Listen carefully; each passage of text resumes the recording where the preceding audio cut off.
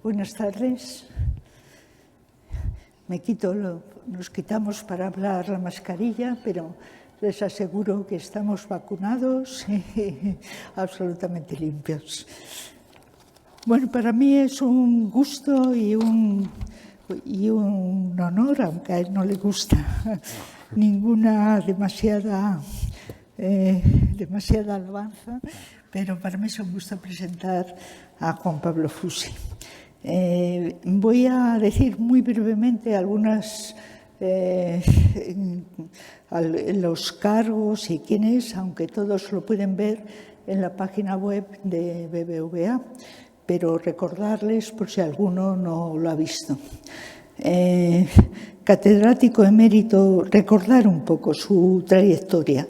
Catedrático emérito de Historia Contemporánea en la Complutense de Madrid, catedrático antes en las universidades de Cantabria, País Vasco y ya en la Complutense, formado en Oxford con el profesor Raymond Carr, y además fue director del Centro de Estudios de St. Anthony College de aquella universidad entre el 76 y el 90.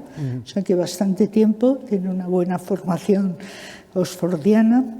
Doctor en Historia por las universidades de Oxford y de la Complutense, honoris causa, doctor honoris causa en Humanidades por la New York Universidad, profesor visitante en la Universidad de Madison, en Estados Unidos, director de la Biblioteca Nacional de 2001 a 2006, director académico del Instituto Universitario Ortega y Gasset, de la Fundación Ortega y Gasset, una de sus referencias de siempre, Ortega y Julián Marías, por citar otra de las personas que ha estado siempre muy cerca.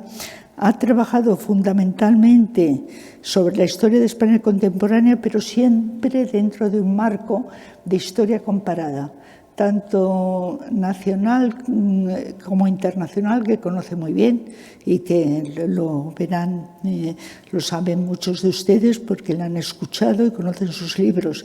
Hay una lista de libros que ruego que vean en Internet si tienen interés, porque todos son recomendables. Tiene pues un montón de premios, como es lógico, el premio Espejo de España 1976, ya, por España de la dictadura a la democracia, en colaboración con Raymond Carr, el premio Montaigne Europeo de Ensayo, el premio Julián Marías de Humanidades de la Comunidad de Madrid. Ha sido comisario de la exposición de Ortega y Gasset, de los actos conmemorativos, etcétera, etcétera. En fin, es muy largo, pero no. Y, naturalmente, miembro de la Real Academia de la Historia, miembro numerario. Yo tuve el honor también y el gusto de contestar a su discurso de ingreso en la Academia de la Historia, que es otro libro magnífico que se titula Espacios de Libertad, la cultura española y la recuperación de la democracia, de 1960 a 1990.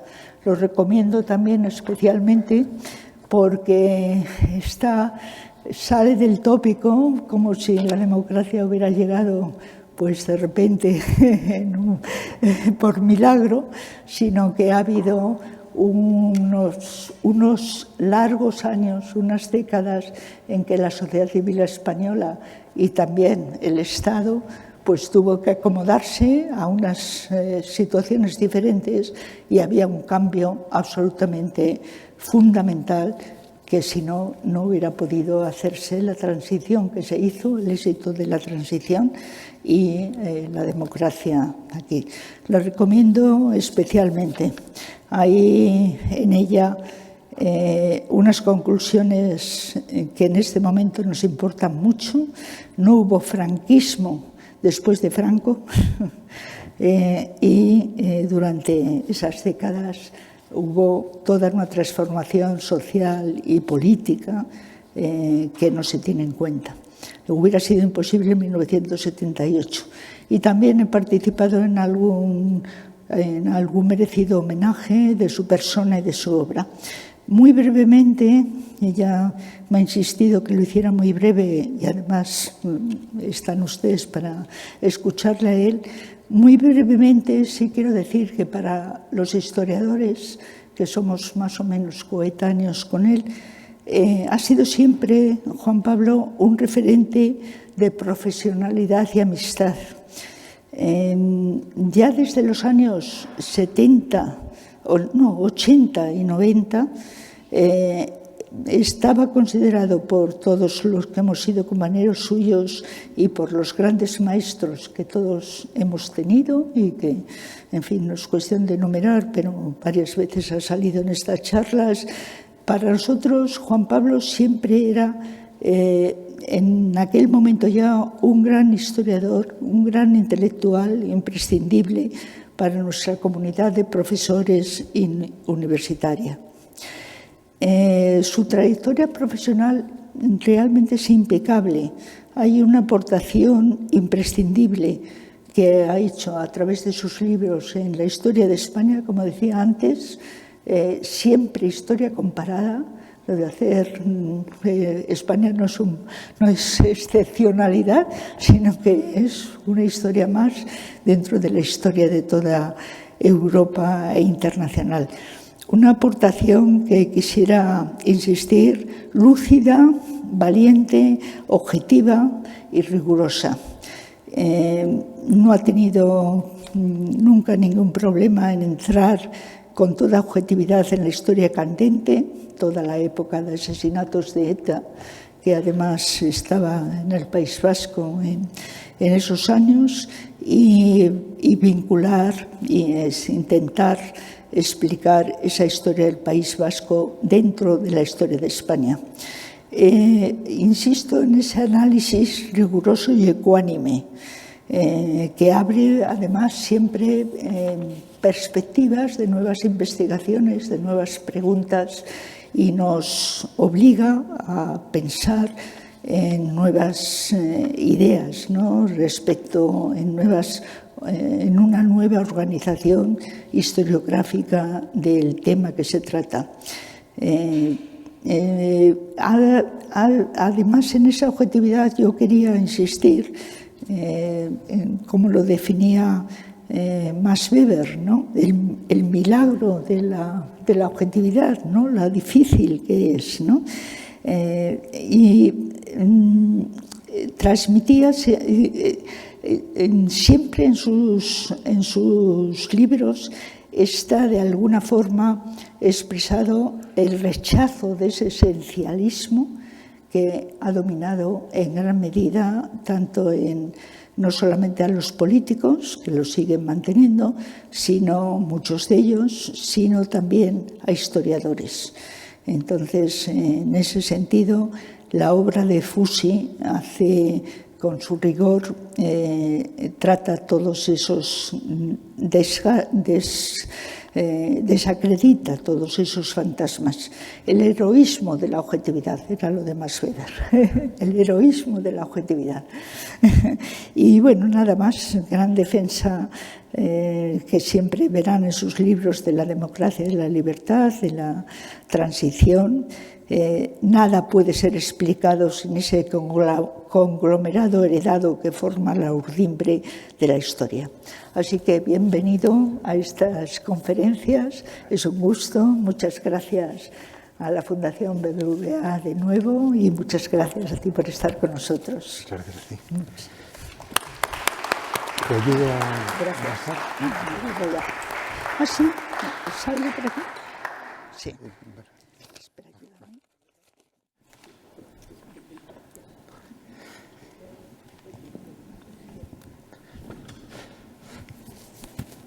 Buenas tardes.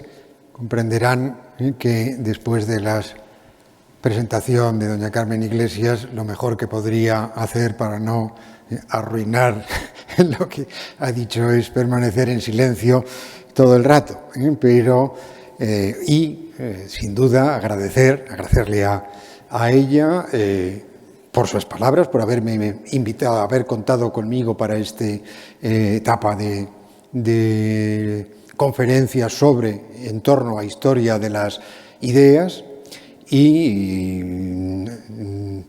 expresar mi satisfacción por esta colaboración entre la Fundación BBVA y la propia Real Academia de la Historia, que permite que estos ciclos pues vayan realizándose.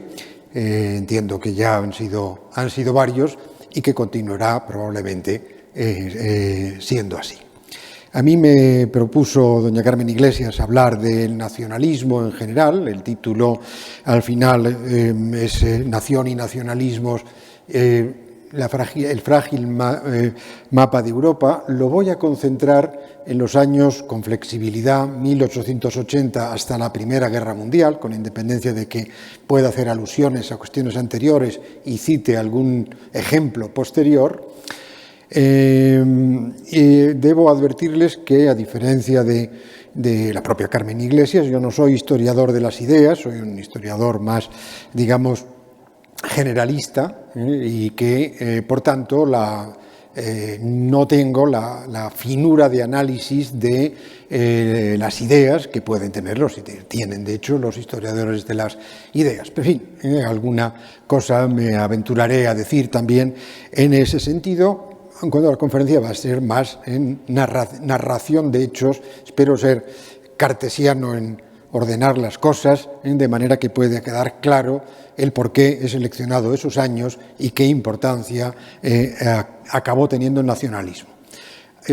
También añado que en un cierto sentido, o en bastantes sentidos, la idea de nacionalismo es muy complementaria a los dos temas fundamentales que trató Carmen Iglesias en su intervención la semana pasada o el día anterior, porque ella, si yo no entendí mal, habló sobre todo de la revolución liberal y la revolución industrial a lo largo del XIX.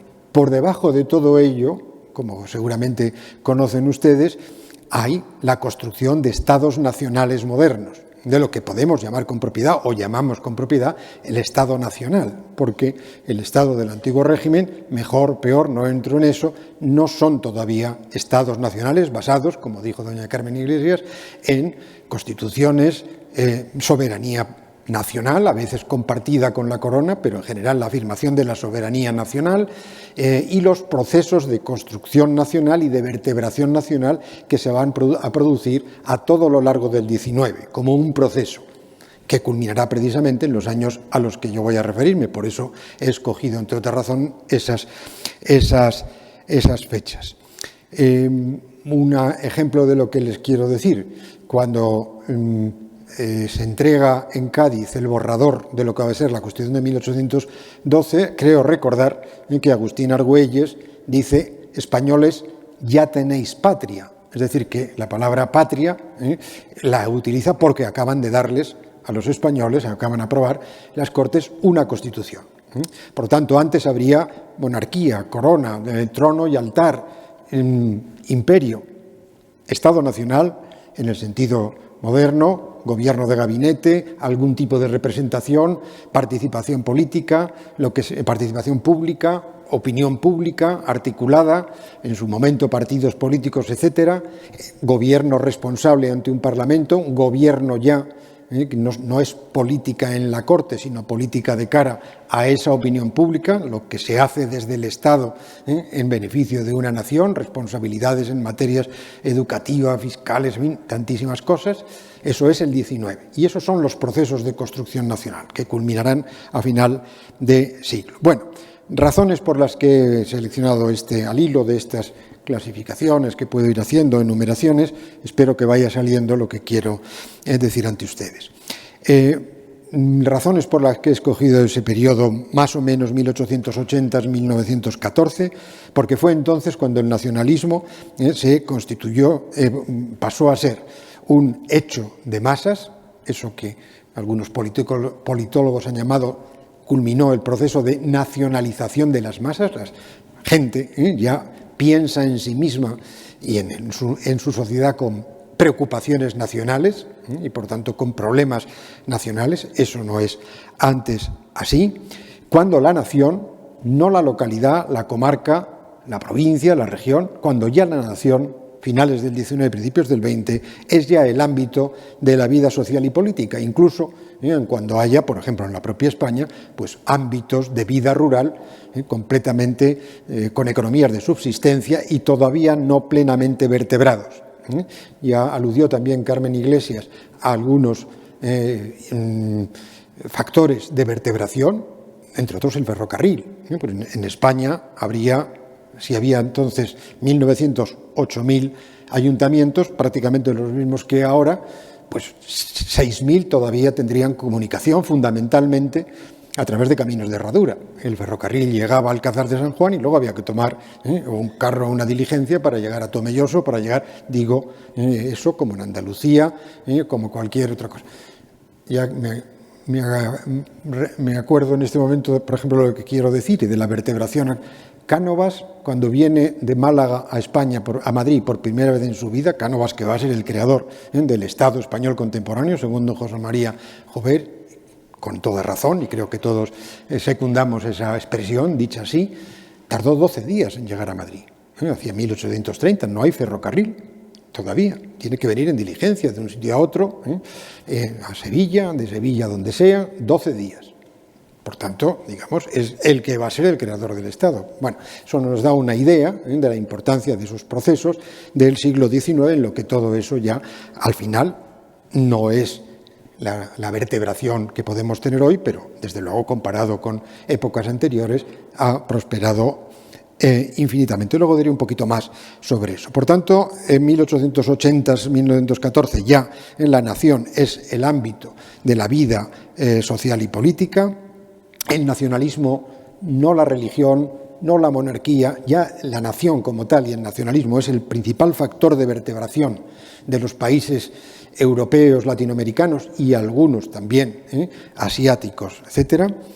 Y en tercer lugar, el nacionalismo en estos años, también antes, pero sobre todo ahora, ya con ese nombre, que ahora diré algo a propósito de la palabra nacionalismo, es un factor de conflictividad interna en estados plurinacionales y en estados que no lo son, incluido Gran Bretaña con Irlanda o la propia España, que ya aparecen a finales del XIX.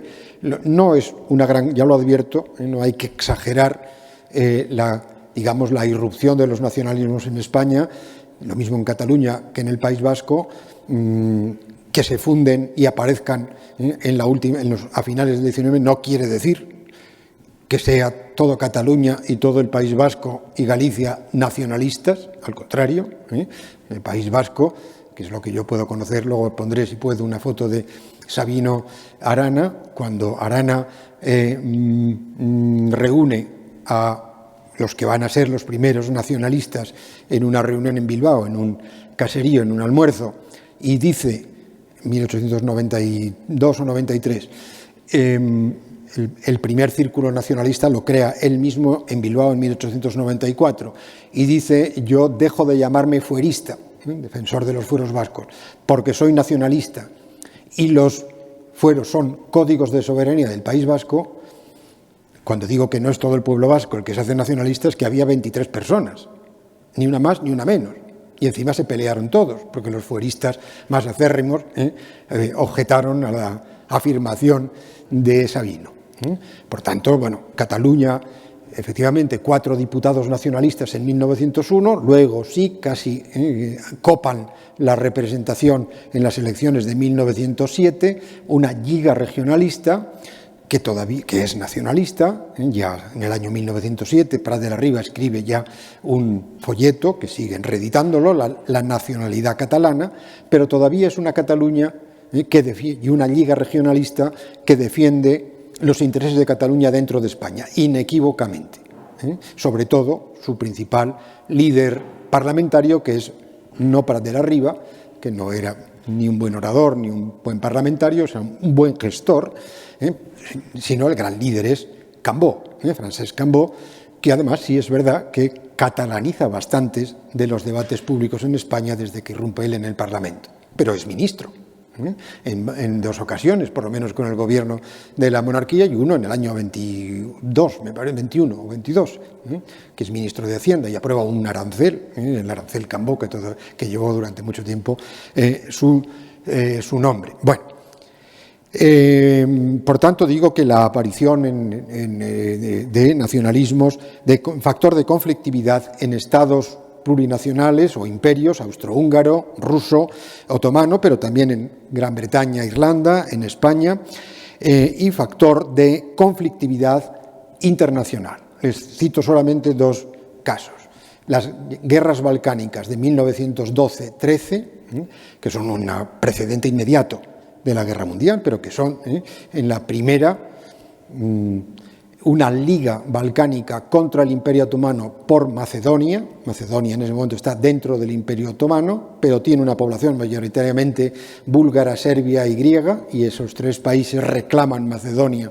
No sé si es seguro o no, pero yo lo he leído así como tal, que los periódicos europeos ya ponen color y salen mapas con colorines de estas minorías étnicas, y a un repostero, hablando del conflicto de Macedonia, y a un repostero francés se le ocurrió hacer un postre de colorines, de frutas de colorines, y le llamó Macedonia de frutas. Si no es verdad, desde luego tiene gracia, y por lo tanto démoslo por buenos, aun cuando no salga de esta sala, hasta que no tengamos la evidencia contundente de que es así. Guerras balcánicas por Macedonia. La segunda guerra, que es unos meses después, es porque Bulgaria queda muy descontenta de la paz que se firma y cree que Macedonia, con razón, se la han repartido entre Serbia y Grecia. Estas cosas no han pasado. Grecia sigue objetando a que el Estado de Macedonia se llame Macedonia. Creo que ahora se le llamaba República de Skopje, que es la capital, y que han conseguido que le llamen Macedonia del Norte. Pero la objeción es muy clara, es decir, el temor de Grecia a que Macedonia, el Estado independiente de Macedonia actual, pudiera reclamar como parte suya la Macedonia griega, nada menos Filipo de Macedonia y Alejandro Magno. Bueno, por tanto, digamos, guerras balcánicas. Y en el 14, la Guerra Mundial. La Guerra Mundial, por lo menos el detonante de la Guerra Mundial, es paradigmático del carácter desestabilizador del nacionalismo. Recuerden ustedes que es un atentado en la capital de Bosnia-Herzegovina, en Sarajevo, de un grupo de jovencísimos nacionalistas serbios, tienen 17, 18 años, que matan en un atentado al heredero de la corona de Austro-Hungría. El 28 de junio del 14 es el día de Kosovo, es decir, cuando los serbios en el siglo XII o XIII ganaron la batalla de Kosovo, que para ellos es haber liberado a la cristiandad de la amenaza turca, es la fecha nacional de ellos. No se le ocurre a nadie, más que al heredero de la corona, a pesar de que le habían dicho que no fuera, presentarse en Sarajevo el 28 de junio para, digamos, afirmar la anexión de Bosnia-Herzegovina por el Imperio Austrohúngaro, que estaba administrada previamente, luego desde el año 7 se lo habían anexionado, y en el 14 quiere afirmar que eso es parte del Imperio Austrohúngaro. Efectivamente, lo asesinan este grupo jovencísimo, Príncipe, el asesino material, tiene 17 o 18 años. Un embajador norteamericano, George Kennan, llamó a la guerra mundial, digo el detonante, no la causa, pero en fin, no sabremos que hubiera habido guerra mundial sin ese atentado. Esas dos guerras balcánicas que les he dicho, los mismos actores que en el 14 no pueden controlar la situación internacional, consiguen las negociaciones de paz. Gran Bretaña, Francia, en fin, las principales potencias. Son los mismos ministros de Asuntos Exteriores, los mismos embajadores. Aquí no pueden. Por una serie de causas, porque Alemania exige a Austro-Hungría que amenace a Serbia, Rusia dice que quien amenace a Serbia se tendrá que ver con Rusia, Francia, mejor dicho, Alemania consulta con Francia qué haría usted si vamos a una guerra con Rusia por Serbia. Francia dice que tiene un acuerdo con Rusia desde 1894. Errores de cálculo, apreciaciones equivocadas de la situación internacional, guerra mundial. Pero el detonante es un atentado nacionalista, de lo que George Kennan, el embajador norteamericano y especialista en relaciones internacionales, llamó mucho después la catástrofe originaria del siglo XX, que eso es la Primera Guerra Mundial. Bueno, por tanto, factor de conflictividad interna y factor de conflictividad internacional también. Y por último, el cuarto punto de por qué he escogido estos años sería porque el nacionalismo autoritario de la derecha, vamos a llamarle, luego hablo más, se convierte o aparece por lo menos en Francia, en Italia y en Alemania como una alternativa de filosofía política al liberalismo del que nos habló doña Carmen Iglesias la última vez. Un nacionalismo muy articulado ideológicamente en esos tres países, sobre todo en Francia. Bueno, esto me parece que tengo que hacerlo así. Y uno de los nacionalistas franceses que ven ustedes, que voy a hablar ahora enseguida, por lo menos su nombre, es Maurice Barré. Es la figura que aparece aquí en un cuadro de Zuloaga en Toledo. Porque Maurice Barré era, digamos, uno de los que contribuyó. Primero, le interesaba mucho una visión muy esencialista de España, ¿no? La España de la Inquisición, la España ultracatólica, todo ese tipo de cosas, y Toledo. Y fue uno, junto con Zuloaga y Manuel Bartolomé Cosío, de quienes redescubren al Greco, y convierten al Greco en la gran figura que venía siendo de antes, pero que no tenía probablemente durante algún tiempo, X años o X siglos, el reconocimiento que luego ha podido tener. Zuloaga tenía muy buena relación con muchísima gente de la intelectualidad francesa, vivió unos 10, su mujer era francesa, él vivió unos 10, 12 años en París y tuvo muy buena relación con Barré, con Godin, con otros artistas o intelectuales franceses de su generación. Bueno, digamos, aparecería el nacionalismo, sobre todo en Francia, Italia y Alemania, como alternativa al liberalismo, en tanto que filosofía, doctrina o teoría política. Nacionalismo, una teoría, una filosofía política que hace de la nación y no del individuo el objeto y sujeto de la política. La nación es... Bueno, añado, para completar el porqué 1880-1914, tres, ya que estoy en este punto, como tres frases, o tres cuestiones que quería añadirles. Uno, una conferencia, la conferencia de Ernest Renan, uno de los grandes clásicos sobre el nacionalismo, ¿qué es una nación? La conferencia la da en el año 81, se publica en muchísimos sitios, incluido España, enseguida, 1882, donde les brindo dos frases. Una, muy discutida, el nacionalismo es un plebiscito de todos los días, y segundo, de discutida, porque habrá gente que diga, no, eso no es verdad, la nación no es algo más que un plebiscito de todos los días, etc. Y otra, que sí que se la brindo, todo nacionalismo falsea su propia historia, dice Renan. Pero bueno, lo que importa aquí es la conferencia. La conferencia tiene tanto eco que empiezan a hablar de nación como tal. Es una conferencia de quien es en ese momento uno de los grandes intelectuales franceses y que da una conferencia a teatro lleno, con una gran expectativa en su país y fuera del mismo. En España, el 6 de noviembre del 82, Cánovas del Castillo, que mencionaba antes, da una conferencia en el Ateneo sobre los hechos nacionales, donde impugna Cánovas dos teorías de la nación. Lo que él llama la visión austrohúngara de la nación, Estado plurinacional, con muchas nacionalidades, y la visión francesa del plebiscito de todos los días. Y Cánovas dice, no, eso no es así, la nación es algo permanente, es algo histórico, es algo, nadie las ha creado Dios, dice como, no en el sentido literal, sino metafórico, y por tanto trascienden al momento y al tiempo en el que estamos y tienen un valor pues esencial y duradero. La nación es algo permanente, no es algo, y es algo más coherente que esos estados plurinacionales que ponen algunos como modelo con el imperio austrohúngaro. Bueno, 82, por tanto, se habla de nación, más intensamente que en otros momentos, que se cita, pero... Segundo, frase de Maurice Barré, un poquito después, 1894, el nacionalismo es hoy la ley de los pueblos. Amén. Bueno, Barré tampoco es un cuida. Tanto Renan como Barré tienen una enorme difusión en sus países, se traducen, mencionaba Carmen Iglesias antes que yo sigo bastante cosas de Ortega.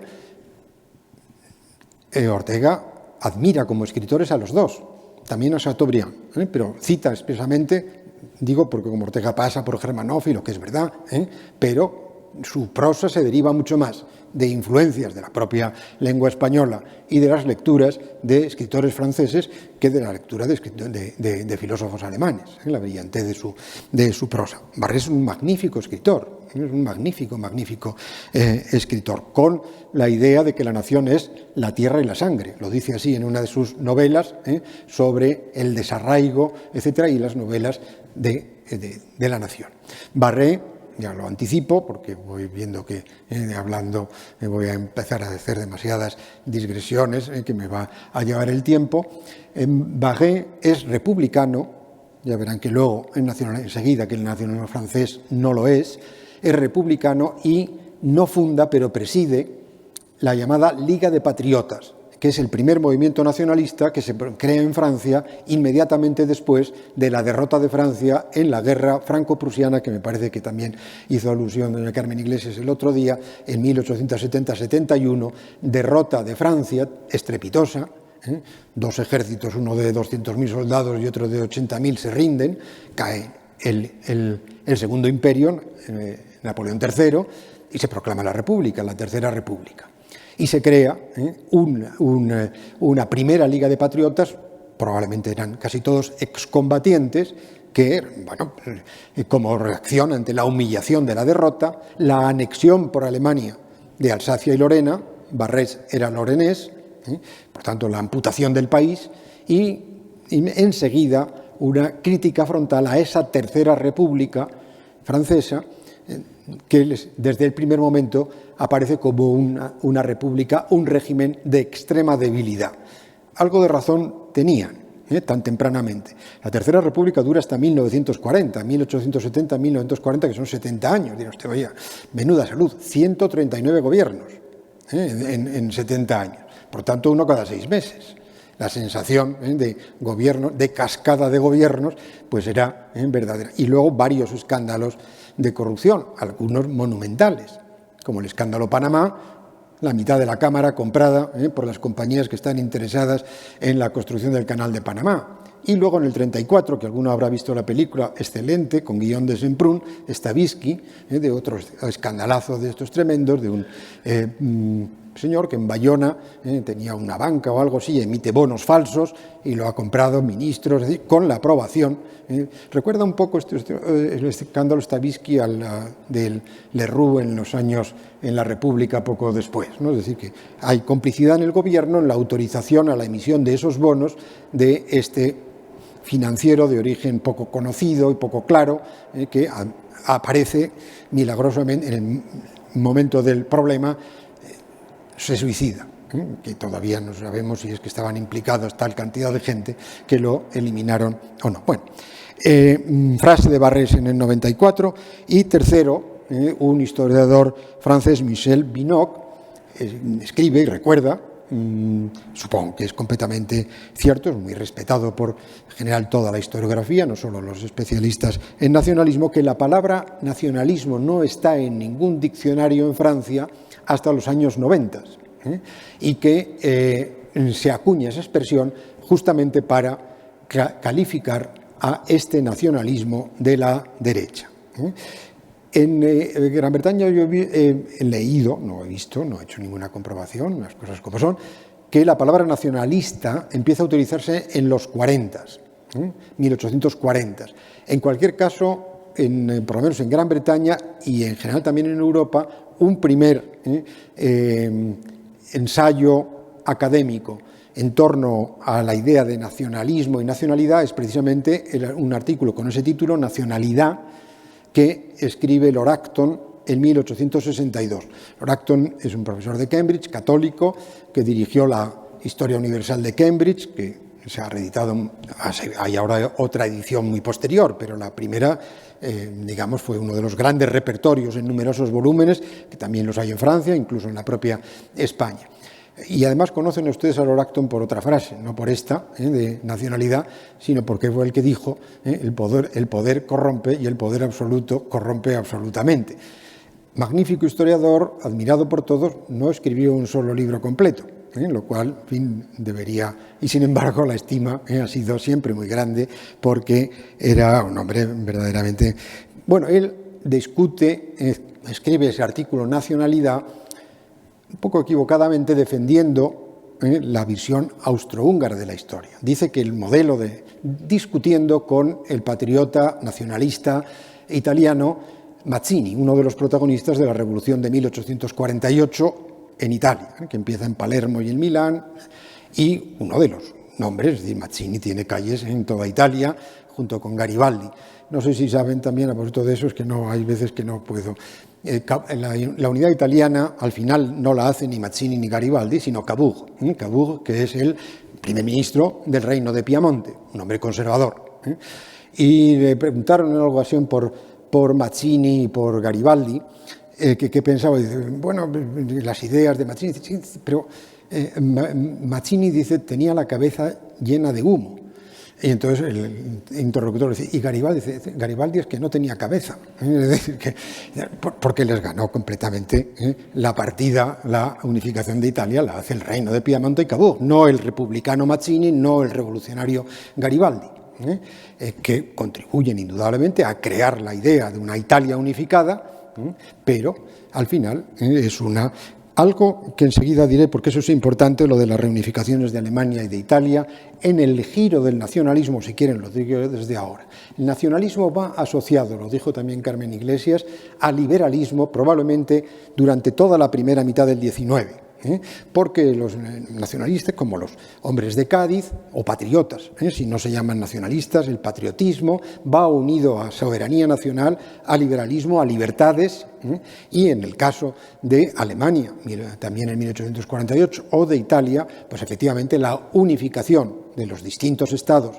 en los que estaban divididos, Italia unos 7 u 8 estados, Alemania unos 20 y tantos o 30, o los que fuese, la unificación con una constitución y la creación de una Alemania liberal y de una Italia liberal. Y sin embargo, en la segunda mitad del XIX, y podemos poner como ejemplos a Cavour y a Bismarck, que son los dos hacedores, constructores de la unificación de Italia y de Alemania, que es un hecho importantísimo en el subtítulo de esta conferencia, el frágil mapa de Europa.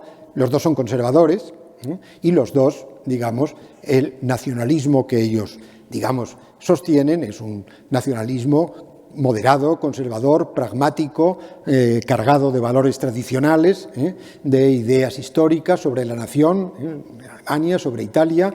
Voy a defender un poquito a Bismarck.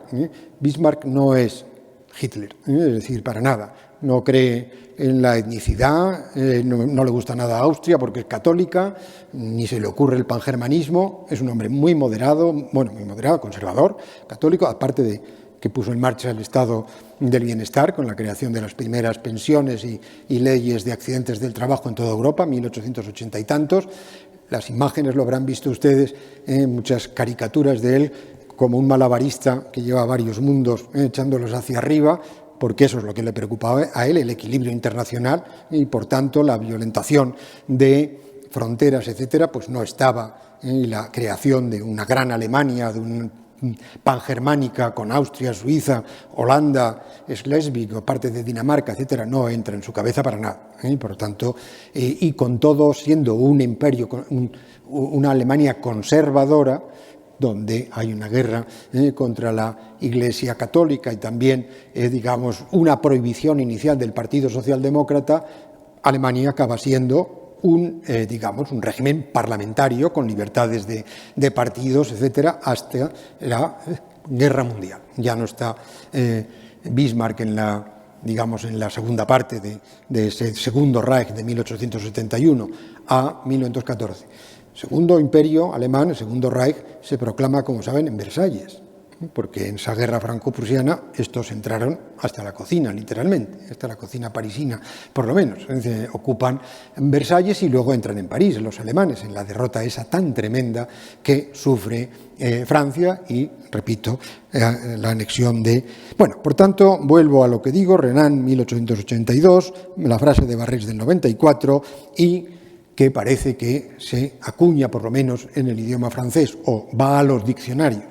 La palabra nacionalismo en los años 90, 1890, para ese nacionalismo de la derecha. El nacionalismo es un tema, decía el escritor inglés Orwell, un tema enorme.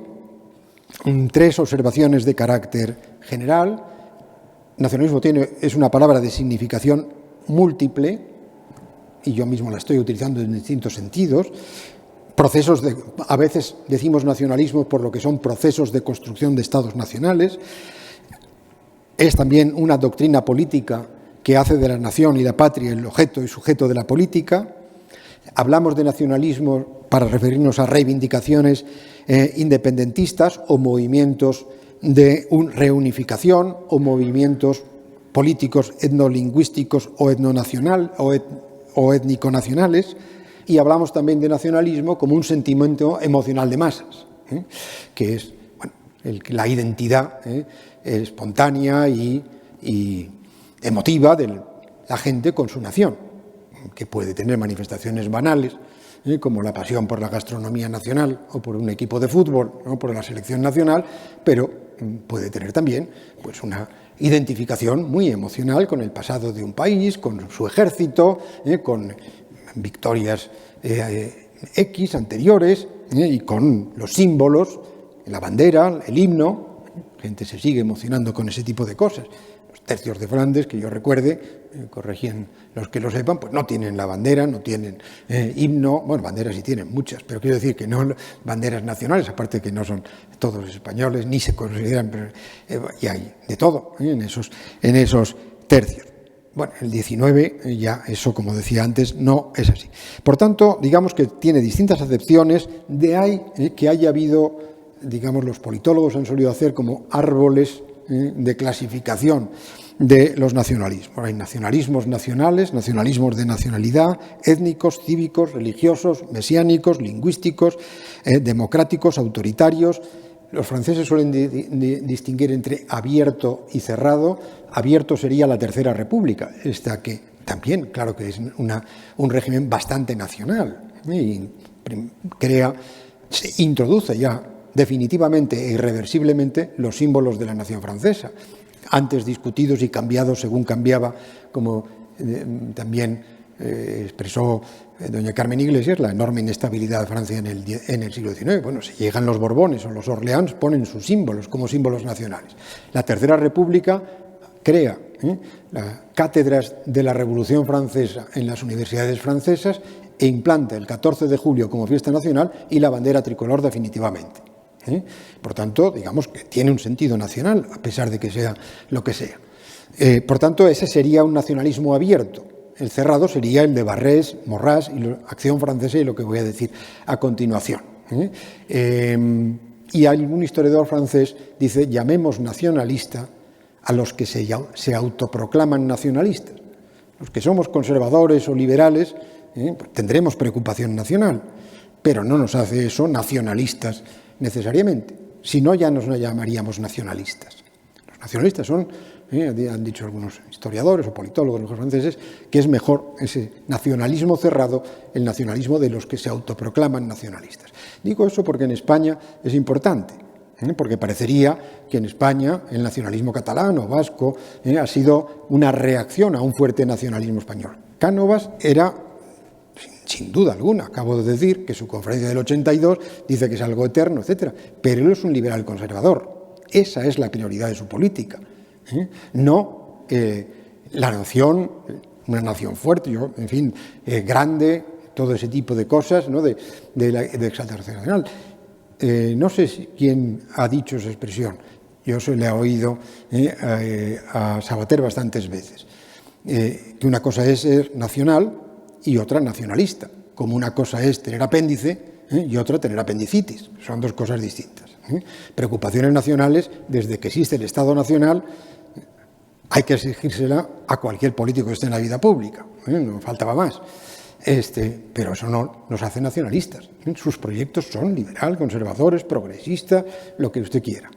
pero no necesariamente lo otro, que tiene connotaciones. Bueno, por tanto, pluralidad y diversidad de nacionalismos. Y tercera observación de carácter general, vuelvo a Lord Acton. En ese ensayo Nacionalidad de 1864, me parece que he dicho, discutiendo con Mazzini, dice, además de defender el Estado austrohúngaro como modelo de convivencia de nacionalidades, anticipo cosas. El periodista mejor que tuvo el Imperio Austrohúngaro, Karl Kraus, en 1907 o 1908, dice: esto es un laboratorio para la destrucción, dice, del Imperio Austrohúngaro, que parecía que estaban todos bailando el vals, pero bueno, esto es un laboratorio para la destrucción, mientras que Lord Acton, 50 o 60 años, le parece el modelo de coexistencia de nacionalidades. Mucho cuidado con esto del plurinacionalismo, etcétera, porque puede ser, no digo que inevitablemente, pero ya que dijo Karl Kraus eso, hagámosle un poquito de caso, que puede ser un laboratorio para la destrucción. En el ensayo de nacionalidad dice que todo del nacionalismo que está hablando él a propósito de Mazzini y de la liberación de Italia y la unificación de Italia, dice que vive en una contradicción entre esa idea de libertad y el exclusivismo de la nacionalidad. Que todo nacionalismo, no lo dice así, pero que esa idea es excluyente, porque excluye del grupo nacional a quien no pertenece de alguna forma a la nación. Por tanto, se dio bastante clara cuenta de eso. Lo vemos muchas veces, los nacionalismos tienen detrás de sí un proyecto nacional fuerte, que muchas veces se identifica con una lengua distinta, con la afirmación de determinados valores, que considera nacionales a quienes han nacido o son de esa nación. Los otros pueden tener derechos, pero no son exactamente nacionales, sino gente, bueno, se puede respetar, han venido aquí, pero, en fin, no pertenecen al cuerpo verdadero de la nación. Por tanto, hay una visión exclusivista de la nacionalidad en la idea de nacionalidad y, por tanto, también en la idea del nacionalismo. Bien, dicho eso, entro en el periodo que decía en la que iba a centrarme, 1880 en adelante a 1914. Repito que se ha ya completado en muchos sitios, en algunos, incluido España, insuficientemente, pero en todos, lo que voy a decir, por lo menos de Europa occidental, se dan esos procesos que llamamos de construcción nacional, de formación del Estado nacional soberano contemporáneo. Se ha producido la creación de estados constitucionales, la afirmación de la soberanía nacional, gobiernos de gabinete, parlamentos, ferrocarriles, telégrafos, fundamentales en la vertebración nacional, prensa popular, sobre todo a partir de un determinado momento de la invención de la linotipia. El periódico antes no puede titular con grandes titulares, ni poner mapas, ni poner cosas de fotografía tampoco, tardará bastante todo eso. Las tiradas son cortas, el periódico no se vende en la calle antes de 1870-80, es por suscripción la mayoría de las veces. Por no hablar de España, leen ustedes el Times de Londres de 1870, es una página, columnas, 6 o 7 columnas sin ningún tipo casi de separación, y lo único que hablan es del Parlamento y de las Cortes. No hay corresponsales extranjeros, o tarda la carta. Cuando es asesinado Lincoln en los Estados Unidos, 1864, no hay cable subterráneo, cable telegráfico subterráneo. Por lo tanto, antes de 14 o 15 o 19 días, nadie en Europa pudo saber que había sido asesinado Lincoln. ¿Cuántos europeos nunca supieron que había un presidente que se llamaba Lincoln y que fue asesinado? De 1864. Cuando es asesinado Kennedy, 300 millones en todo el mundo estaban siguiendo en directo la llegada de Kennedy a Dallas, hablando de elementos de vertebración a través de la evolución tecnológica, científica, etc. Telégrafos en España, una frase estupenda, en la República, 1933, los últimos bandoleros de andaluces que quedan, El Vivillo y Pasos Largos, los mata la Guardia Civil. El Vivillo parece que dice antes de morir: a mí no me ha matado la Guardia Civil, a mí me ha matado el telégrafo. Por lo menos se le atribuye eso. Porque claro, la Guardia Civil puede ya decir que parece que el vivillo está por Cazorla, en fin, no ha llegado a Rute, o anda por ahí.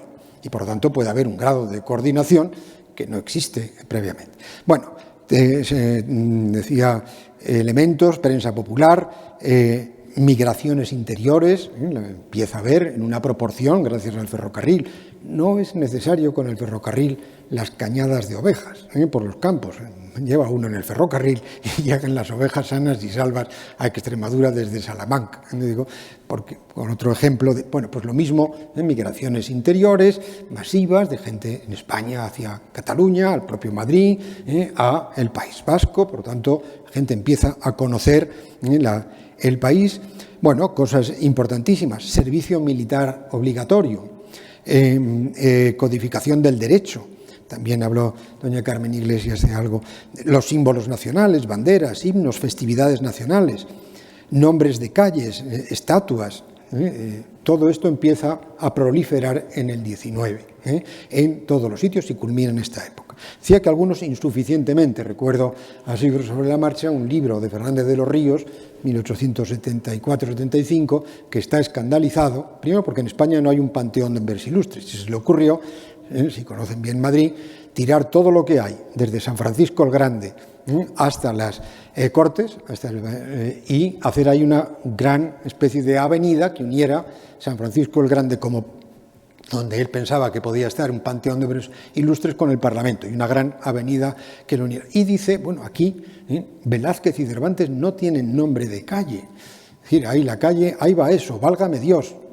Encienda la luz, yo que sé, sin cualquier nombre de ese tipo, de carácter popular, ahí va eso, válgame Dios, pero Velázquez y Cervantes. Y una, no podía dejar, después de lo que ha dicho Carmen Iglesias, de citar a Ortega. Ortega va a Alemania por primera vez en el año 4 o 5, por ahí, me parece que es el 4 por primera vez, y manda una postal a su casa, a su padre, de Bismarck, ya que citaba antes a Bismarck, una postal donde se ve un hombrecito muy pequeño y una estatua gigantesca, que es Bismarck, en una columna allí, y pone el joven Ortega, que nació viejo de 70 años como Confucio, según dijo él mismo lo dijo yo, como Confucio nací viejo de 70 años, pues se le ocurría todo. Y con 18 o 19 años pone, este es un país que se toma en serio a sí mismo. En España en ese momento no hay monumento nacional en Madrid más que el monolito del 2 de mayo, que está donde está ahora. Y que no es un prodigio, es decir, está muy mono y nos agrada mucho a todos verla esto, pero no es, en fin, no es Bismarck, una estatua de Cánovas de no sé cuántos metros de altura. Bueno, por tanto, todo eso es lo que ya ha culminado, como les decía antes. Nacionalismo autoritario, decía, o mejor dicho, les leo el esquema otra vez, que tal vez si lo hubiera proyectado, pero no me dio tiempo a hacerlo. El esquema es nacionalismo autoritario, 2 puntos, Barré, Morras, Acción Francesa, D'Annunzio, Corradini, pangermanismo, Liga Naval, enseguida hablo de todo esto, nacionalismos de nacionalidad, crisis de los estados multinacionales, Austro-Hungría, Imperio Otomano, Rusia zarista, otros casos, Irlanda, Cataluña, País Vasco, Galicia, despertar de Asia y África. Nacionalismo autoritario, nacionalismos de nacionalidades, es la primera gran oleada de movilización étnico-secesionista en España, en Europa, y despertar, solo despertar, de Asia y África. Por tanto, nacionalismo autoritario, Francia, Italia y Alemania. En Francia y en Italia es relativamente parecido, y además con bastante influencia de Francia sobre Italia. Francia, humillación de Sedan, régimen republicano débil, y que la derecha va a empezar a considerar poco nacional, reivindicación e irredentismo sobre Alsacia y Lorena. Italia, decepción profunda de intelectuales, élites, etcétera, con respecto a la unidad y al Risorgimento. El Risorgimento es el movimiento que lleva a la unidad italiana, pero empieza, el primer gran debate que hay en el Parlamento italiano es el Mezzogiorno. Oiga, no somos la tercera Roma, como decía, la primera, el Imperio, la segunda, la cristiandad, y tercera, la Italia unificada. Resulta que tenemos varios millones, 500 o 600.000 emigrantes al año, y un problema en el sur de un atraso verdaderamente extraordinario y una pobreza extraordinaria. Esta es una Italieta, dirá D'Annunzio, que he mencionado antes. No es una verdadera Italia, una Italia pobre y, por tanto, sin sentido nacional. El nacionalismo italiano, que además reivindicará también territorios todavía italianos dentro del Imperio Austrohúngaro. Nada menos que Trento, toda la provincia, no la ciudad, y Trieste, que no estaban incorporados a Italia, lo retenía todavía el Imperio italiano, el Imperio Austrohúngaro. Por lo tanto, va a haber también esa expresión en la Italia irredenta, irredentismo Alsacia y Lorena por un lado, irredentismo sobre Trieste y Trento, y bueno, e islas en el Egeo, que decían que era herencia de Venecia, en fin, alguna serie de reivindicaciones de ese tipo. Y conciencia del atraso en el caso de Italia, que ahora les digo. Alemania es distinto. El nacionalismo alemán no surge de ningún tipo de humillación, sino casi de lo contrario, de la irrupción de Alemania, de lo que es el Segundo Imperio, como gran nación que hegemoniza Centro Europa, con un desarrollo industrial y cultural excepcional. Está a la cabeza de la segunda revolución industrial, la del acero, la electricidad, la industria química, y que reclama un lugar, un papel, una política mundial, dirá en 1897, entonces el ministro, el canciller, el nuevo canciller, uno de los sucesores de Bismarck, y un lugar en el mundo, y que se lanzará a una carrera armamentística y a tener una cierta presencia colonial, que en términos económicos no significa nada, como para casi ningún imperio, contrariamente a lo que leerán en vulgatas económico-sociales. Pero para esta Alemania desarrollada, Camerún, Togo, es como el 0,000001 del Producto Interior Bruto.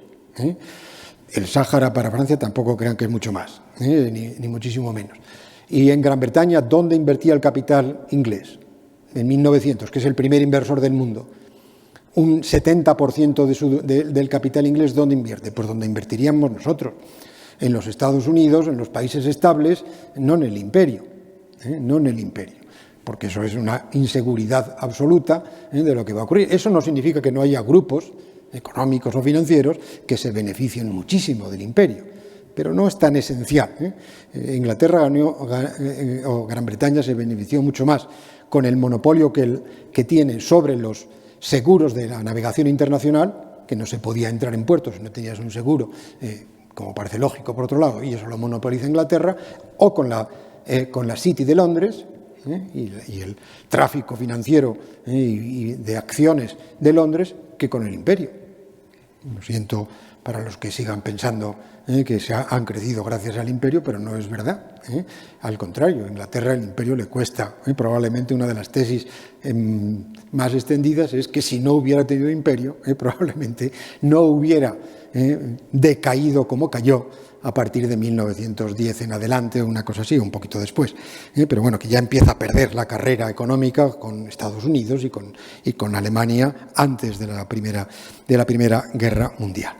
El nacionalismo autoritario en Francia tiene su principal articulación en parte en Barré, pero sobre todo, este es D'Annunzio, no sé qué, estos son Arana, quiero ir a este señor que es Charles Maurras, que creo que sigue teniendo una calle en Madrid, al lado del Estadio Bernabéu. Murió en 1952. Maurras es un escritor, intelectual francés, que crea en 1899 en el Affaire Dreyfus, en pleno Affaire Dreyfus, un movimiento, una revista, enseguida movimiento político, partido político y enseguida diario, de nombre Acción Francesa, que resume o que expresa el pensamiento de Maurras, que él lo plasmó sobre todo en un libro que lleva un título Encuestas sobre la monarquía, que sale en 1900 y que son tres volúmenes, que prolonga un poco, en otro orden, porque no va a ser republicano, muy contrario a la Tercera República, el pensamiento de esta Liga de Patriotas, de algunos movimientos que han aparecido en Francia antes, del general Boulanger, todos contra esta Tercera República en demanda de Alsacia y Lorena. La encuesta sobre la monarquía. Morras define que ese libro es una definición del nacionalismo que llama integral, le llama así, nacionalismo integral. Le sonará bastante lo que les voy a decir. Define a Francia como un país católico y monárquico.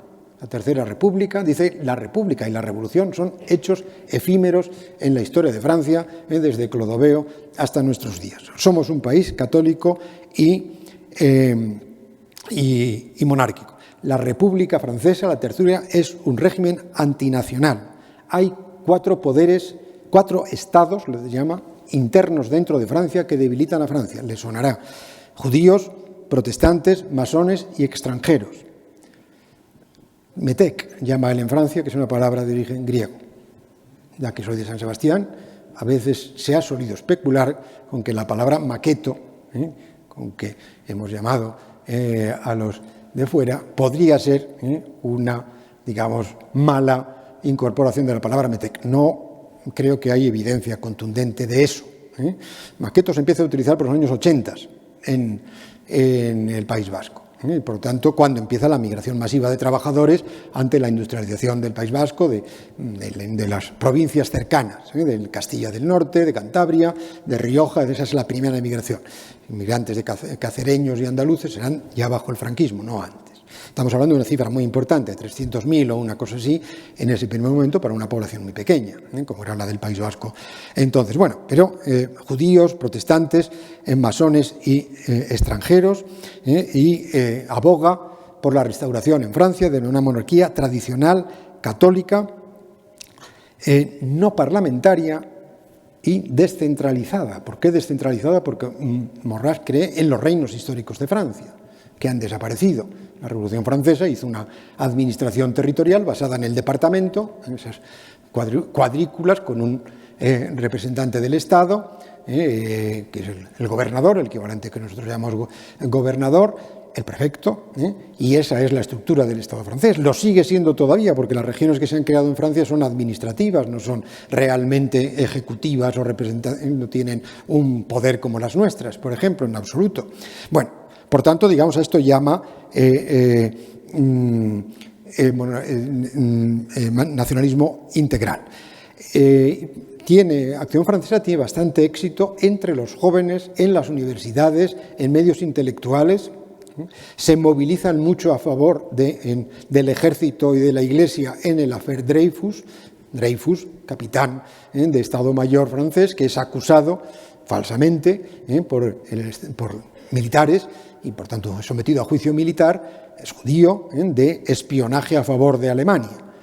Saben positivamente muy pronto que es falsa la acusación, hay un encubrimiento desde el propio ejército de los errores que se han cometido en la investigación y una polarización tremenda en Francia, con manifestaciones de 200, 100.000, 200.000 personas en las calles durante bastante tiempo, a favor o en contra de Dreyfus. Acción Francesa surge contra Dreyfus, contra los Dreyfusards, como se llaman, y en defensa de esa Francia eterna, de esa Francia católica, de esa Francia que reclama una monarquía y un Estado fuerte. El Vaticano se fue divorciando con el tiempo de Acción Francesa, lo condenaría en el año 20 y tantos.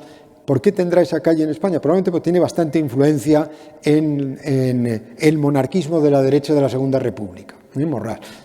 Ojo, y en otros sitios. Ustedes saben que hay nacionalismo fuerte en Quebec. Hoy, desde los años 60, el nacionalismo quebequés o quebecois es liberal y laico.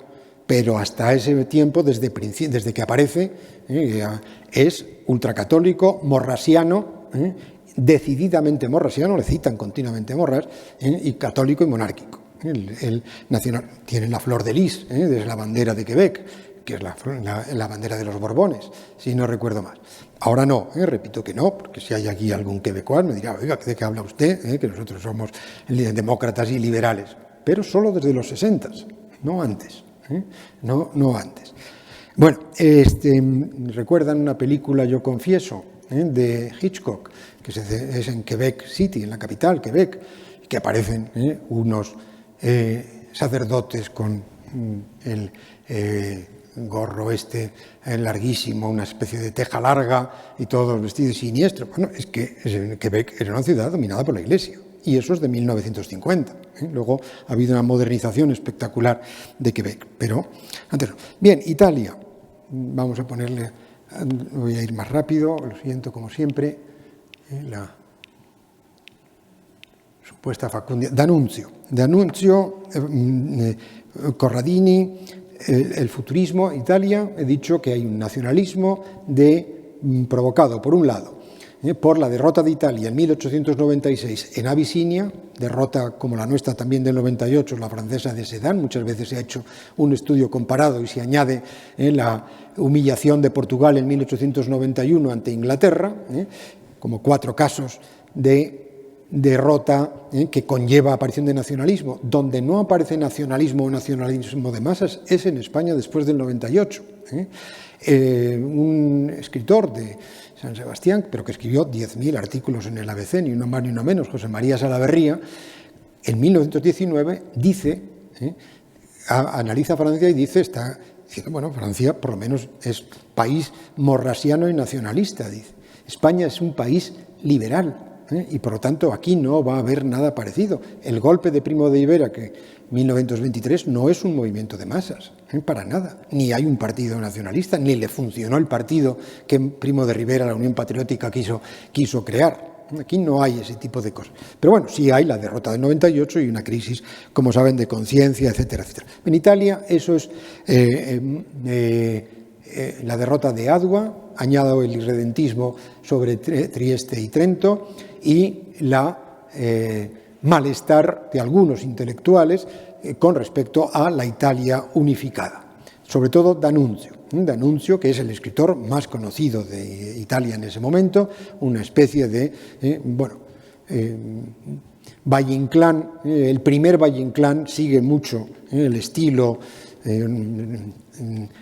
adornadísimo, lleno de cuestiones eróticas y sexuales, de todo, en fin, y incestos y muerte, en fin, una fascinación con todo eso que tenía, pero que va acuñando cosas como vivir peligrosamente, la exaltación del heroísmo, que se lo toma en serio, que interviene cuando entra Italia en la Primera Guerra Mundial, él se alista en el ejército y participa en acciones aéreas, una avioneta sobre Viena y se estrella y pierde un ojo, y que en la posguerra, por eso es lo que prolongaría un poquito más, en 1921, al mando de unos 3.000 excombatientes, ocupa la ciudad actual yugoslava de Rijeka, Fiume, que era un 80% de población italiana, que quedó dentro de Yugoslavia, después de los acuerdos de paz, y ocupan y crean un conflicto internacional. Imaginen que el principal escritor español, al frente de 2.000 exlegionarios, ante una amenaza marroquí sobre Ceuta y Melilla, ocupara Melilla. Y que nos creara un conflicto internacional con la comunidad internacional, diciéndole al gobierno italiano: haga usted el favor de sacar a D'Annunzio de Fiume, que le corresponde a usted mantener, es decir, disciplinada a su gente, y que el gobierno italiano pues no se atreve, no dice, no sé cuántos, y mientras lo que ya va a ser el fascismo enseguida en Italia, movilizando las calles en Italia en apoyo de D'Annunzio. Vivir y en Fiume crea una llamada República del Carnaro, donde inventan muchos de los símbolos que luego va a adoptar el fascismo, por ejemplo, el saludo romano con el brazo en alto o la camisa negra. Por lo tanto, luego, ¿qué pasó con D'Annunzio en el fascismo? Pues de reina madre. Se lo quitaron de encima en una casa que vayan un día, al lado del grado, el Vittoriale, que está al lado del Lago Garda, que es como los bazares nuestros de chinos, etcétera, pues de todo. Es una locura de sitio. Está también el avión en el jardín con el que se estrelló en Viena, etcétera. Bueno, pero bueno, será lo que se quiera, pero la Italieta vil, dice, le llama vil, esta es una Italieta vil. Y el vivir peligrosamente, el heroísmo, la acción, poner la proa al mundo, que es una frase veneciana de su momento, todo esto va creando un clima. Corradini, otro nacionalista italiano, crea la Asociación Nacionalista Italiana después de la derrota de Adua. Es un profesor de instituto que escribe novelas sobre condotieros, etc.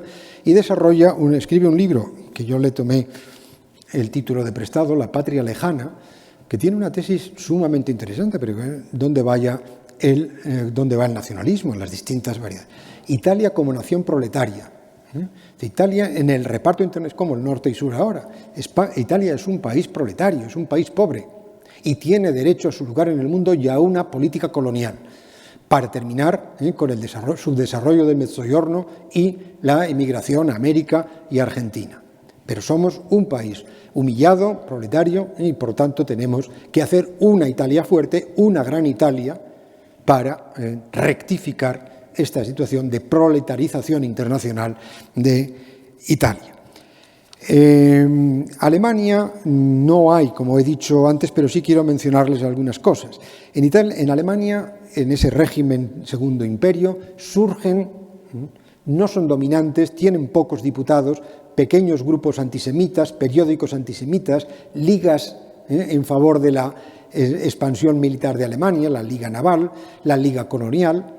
Empieza a haber algunos periódicos pangermanistas que empiezan a hablar de la unión de todos los pueblos alemanes. Siempre había habido en el nacionalismo alemán, junto a una idea liberal de hacer un parlamento central y un Estado constitucional alemán unificado, la idea de que hay un pueblo alemán, el Volk. Herder, muy a principios del XIX, en alguno de sus libros, habla de que una nación, lo que ocurre en una nación, el derecho, la literatura, es siempre la expresión del alma de los pueblos, ¿no? Que hay un Volksgeist especial que impera en los pueblos. Herder, que pasa muchas veces por la anticipación del nacionalismo étnico, de los serbios, de los vascos, no es así, o de los nazis. Herder era un ilustrado del 18 que le parecía Prusia, donde había nacido, que era un horror, y advertía contra el militarismo, y era un ilustrado que lo que le gustaba era el mundo neoclásico, Italia, en fin, todo ese tipo de cosas.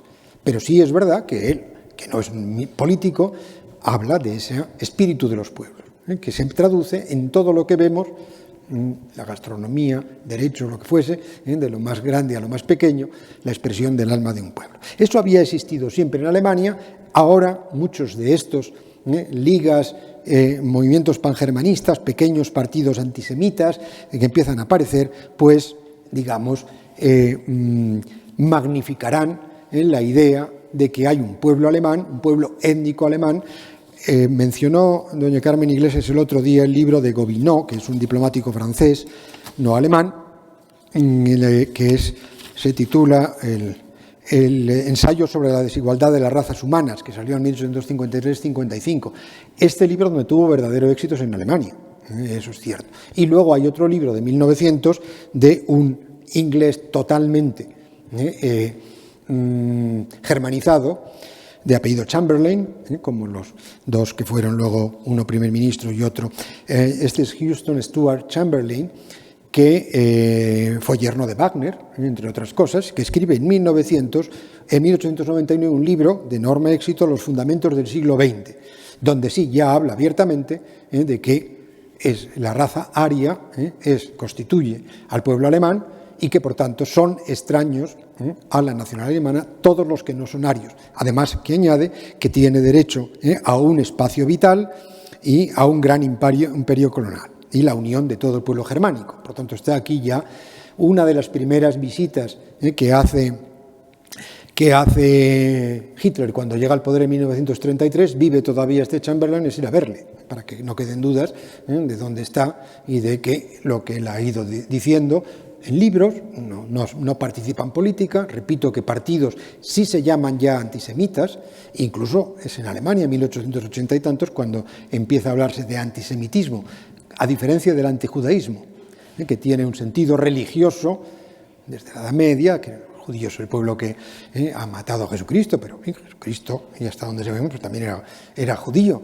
Ahora no, es antisemitismo, no es lo mismo, porque aquí ya tiene un carácter político. El pueblo judío unos 300.000 en Alemania, totalmente integrados y asimilados, pero son ajenos a la nacionalidad alemana recién unificada, porque dicen que el año que viene en Jerusalén y tienen sus sinagogas magníficas en el centro de las ciudades y perfectamente asimilados, y muchos de ellos laicos absolutamente, como por ejemplo los Marx o lo que sea, ¿no?, que estaban totalmente asimilados.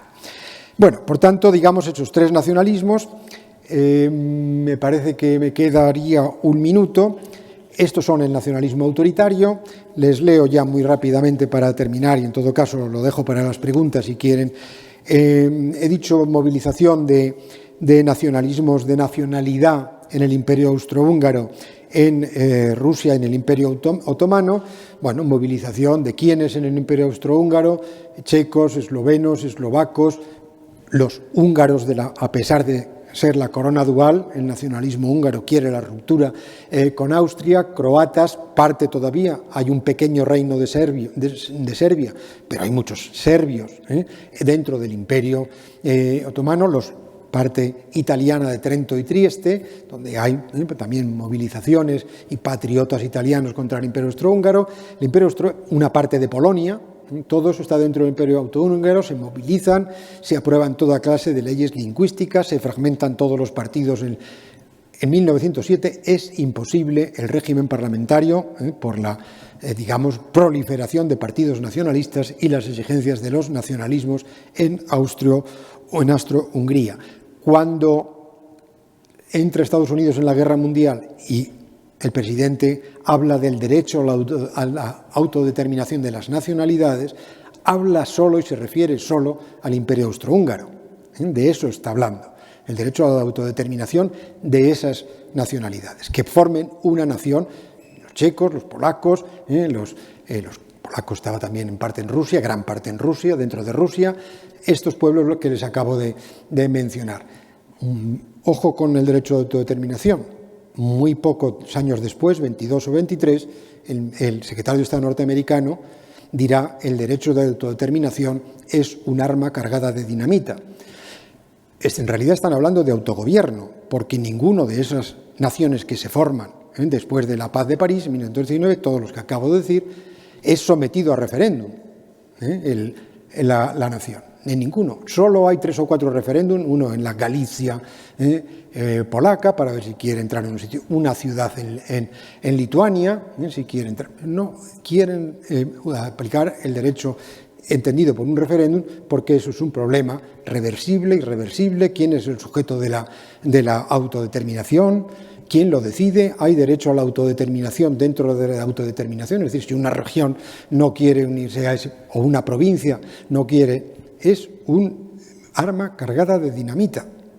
Reténganlo y repítanlo, porque verdaderamente es un conflicto considerable. Lo más sencillo es legislar con qué porcentaje se daría el sí y cada cuántos años se puede repetir.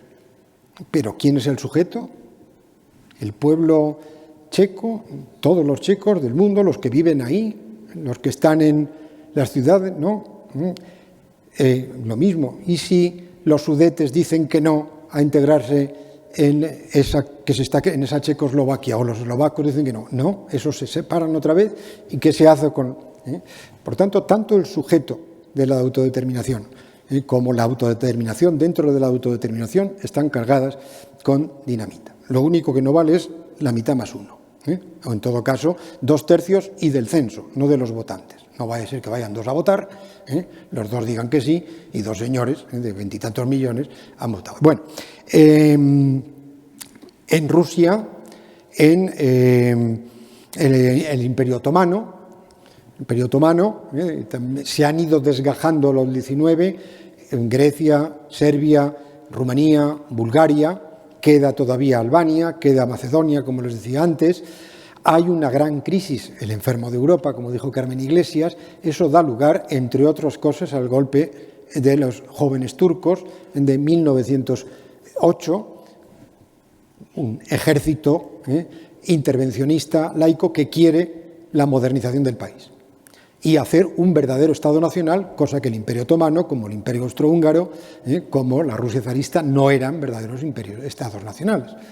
Y quieren la turquificación del imperio. Eso provoca, además, la aparición de nacionalismos, pocos, pero en los territorios árabes integrados en el Imperio Otomano, que son todos, Siria, Libia, etcétera, etcétera. Bien, me dicen que vaya terminando, de manera que si Gran Bretaña tropezaría con el problema de Irlanda, solo si me permite una expresión, Irlanda también es paradigmático de lo que ocurre. Parecería uno que dice, bueno, país católico o una región católica se acomoda mal a Gran Bretaña. Para que tengan las ideas claras, Irlanda sale de la confluencia y coexistencia de 4 culturas. La cultura inglesa, que ha sido tremendamente influyente desde el siglo VI en toda Irlanda. La cultura anglo-irlandesa, excelente, de irlandeses como Joyce, como Oscar Wilde, como Bernard Shaw, como Samuel Beckett, por poner nombres que les suenan a todos ustedes, todos irlandeses, que se sienten irlandeses o con fuertes raíces en Irlanda, que escriben en inglés y que hacen carrera en Gran Bretaña, porque consideran que esa Irlanda es británica, y que por lo tanto no necesita una opción separada. La cultura gaélica, que es así, sería como la cultura euskaldún, es decir, lo puramente gaélico, y la cultura protestante del norte, de los unionistas, que es una cultura distinta, que no son anglicanos, son de origen escocés y presbiteriano, todos. Se habrán dado cuenta de la escasa simpatía que hay entre el nacionalismo irlandés y el nacionalismo escocés. No hay ninguna sintonía, porque los escoceses apoyan a los unionistas en Irlanda del Norte porque son de origen escocés. Los que sean aficionados al fútbol habrán visto que en Glasgow hay 2 equipos, como aquí el Madrid. El Glasgow va de azul y pantalón blanco, y ha sido el equipo del nacionalismo escocés. Y el Celtic va de verde y blanco. Es el equipo de los cientos de miles de migrantes norirlandeses, o cientos de miles, no, miles de migrantes que se establecieron en Glasgow y en otros sitios. Bueno, eso, como siempre, pues ha ido desapareciendo con el tiempo, pero quien tuvo, retuvo, y algo de eso queda. Por tanto, la idea que lanzan los irlandeses desde 1905, Irlanda católica y gaélica, nosotros solos, que es lo que quiere decir Sinn Féin, y una que lleva el levantamiento de Pascua de 1916, es a su vez un nacionalismo divisivo porque divide a Irlanda profundamente. Y en 1921 se llegará a la partición.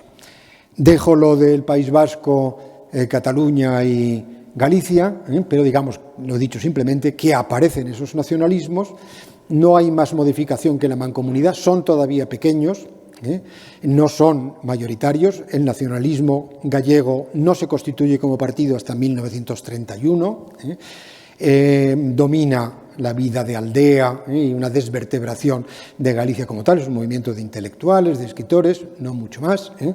El nacionalismo vasco no es hegemónico y pierde la hegemonía hasta 1933 y es sobre todo un hecho de Vizcaya, todavía no lo es de Álava y de Guipúzcoa, y el que tiene más fuerza es el nacionalismo catalán, al cual la monarquía daría la mancomunidad, una especie de preautonomía que duraría hasta el 21. Perdón por hasta el 23. Por haberme prolongado tanto, pero quedo a su disposición por preguntas.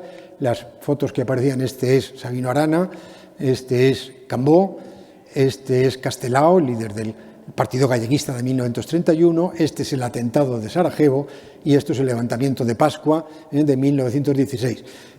Un solo apunte, el levantamiento se produjo, digo, de Pascua porque es el domingo de resurrección.